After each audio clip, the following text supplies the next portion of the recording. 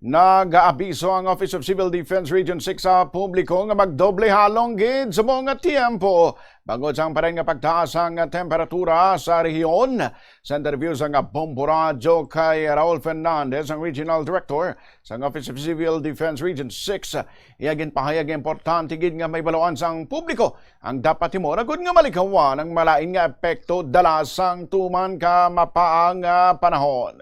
Sunod kay Fernandez, samtang pa rin ang mainit nga tiyempo, i-activate man sa Office of Civil Defense Region 6 ang task force para sa El Nino agud masigurong paghatag sa nagkakaigo nga serbisyo kag bulig sa publiko. Pahayag ni Fernandez, may igapahamtang man nga mga cooling stations sa pila ka lugar agud mabuligan ang mga residente nga mapahagan-hagan ang epekto sang tuman nga kainit.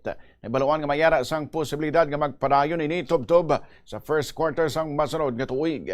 Ginpasiguro man sang ahensya nga padayon ang ilang pag-monitor sang sitwasyon kag pagkatag impormasyon kag abiso sa publiko agud malikawan ang peligro nga dala sang tuman kainit nga tiempo.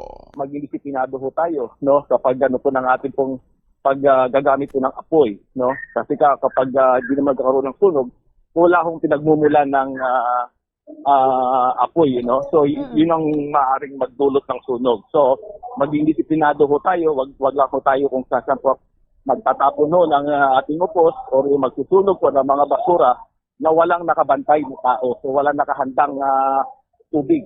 At sa mga ano naman po natin sa ating mga individual na bahay po, siguraduhin po natin na hindi po, huwag natin iwanang nakasaksak yung mga appliances natin kung tayo ay alis ng bahay